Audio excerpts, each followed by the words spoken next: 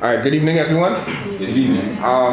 We just want to get some feedback with regard to your experience in UB thus far.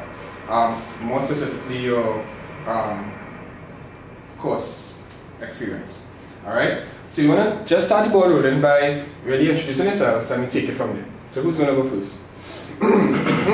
Hi, my name is Cole. I'm in year 2 and I'm pursuing bachelor's in land management. Hi, I'm Miriam. I'm also in year 2 and doing land management. Hi, I'm Shadel. I am in my final year, third year, and I'm doing my BSc in social work. Hi, I'm Korean. Go ahead. I'm going to be pursuing a bachelor's degree in economics. And I'm in year 3 as well. Nice. I'm Josh. I'm in year 3 and I'm doing law. Okay. They were mostly engaging because I had lecturers that were, I should start by saying that it is highly dependent on the personality of the lecturer, because I believe some are more engaging than others, while others they would prefer to just lecture throughout and not so much allow the feedback. But I found that the engaging type of setting, especially the lectures, where students would ask questions and where responses would be required from the students, was more helpful. And in the tutorials, well, I know for us, tutorials have been highly dependent on the involvement of the students, and that the students have to come and do it rather than the lecturer. Right. So it's supposed to be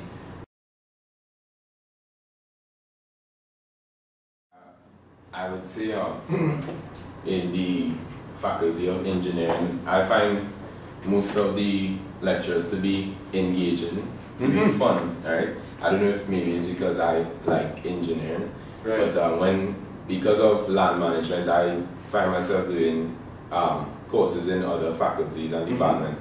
So when I go to those departments, I actually find some of those courses very boring sometimes. Sorry to say, some of the lecturers, they kind of just stand to the front of the class and rattle over a whole set of information, and it's like, I'm not sure what you're talking about, you know. Of course, I have to be prepared by reading my stuff before, but you know, at the same time, they go, you know, far ahead, and I'm still lost at the first lecture. Right. So.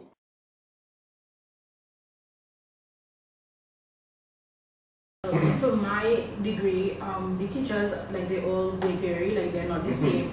It has some who will actually do practical stuff, and it was like practical experiences and stuff, and like practical like examples where we could like actually apply the like theory to what in the real world and stuff, which really engages our minds and stuff, and it makes us see, okay, it will be used, or you know, it does make sense. But like, it has some who boring, and I don't think teachers, they need they need to learn how to teach, because at the same time, like, we're not the same. We're not like, we're all different learners and stuff. I think they need to grasp that first, because like you have like probably like 50 because my degree is small, like you have like probably like 50 like students in your class, and your teacher method may only reach one. Right. And it's it's more of us, so like it needs to be more diverse. And Same lecturer, and she was very, very like, she engaged, like we were so engaged, like you know, she would teach and she would give real life examples and we would understand. Right. We would understand, you know, like when she gave real examples, that would make us understand easily. And she actually cared about us. Like, she would ask how we go in before class. Oh, really? And I think building that relationship as well, it helped. And it helped us to be motivated to actually come to class as well. Right. And well, she made it fun.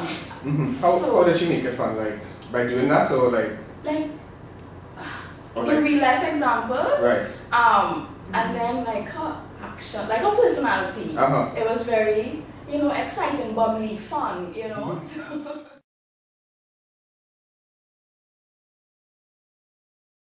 What are some of the activities that lecturers would have done to engage you? in large classes. Like that. I remember one of the things was group work. Right. During the lecture. So you during the lecture? Yes. So they would ask you to separate into groups. Like I remember for Caribbean civilization at some point in time. I'd like to get a little bit into that after Caribbean civilization. But in that lecture, we had to separate. Let's speak up to the kids. Oh, sure. We had to separate into groups and develop, like, we had to make a tribe, each of us, and come up with names for the tribe. And, you know,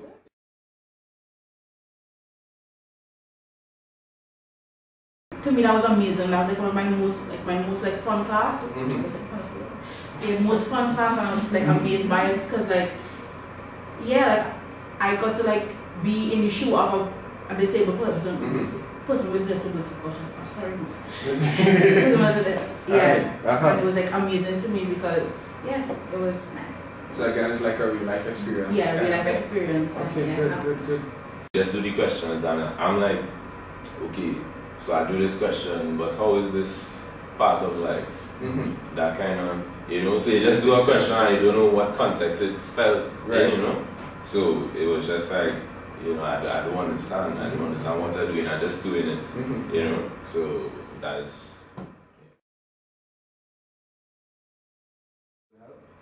in that those students that actually are able to, like, if you're able to split up your readings and you could, like I said, ping answers and questions and issues off of each other as students, so that together you can collect issues. So when other people ask questions, you get an understanding from that as well. So I think that is something that would probably help like the students in terms of the extent of reading. But some lecturers actually do break it down well in terms of providing worksheets, what they really want to get out of you for this course. Some just tell you, well, basic cases you have to read and basic principles. Really? Yeah. So you think the weighting of your assignments or assessments could change? It's unfair. It's unfair. Because like you just like, because for exam you just prepare this one thing. Like of course like you study on something is 75%, but and that's like and like you study for like probably a few days.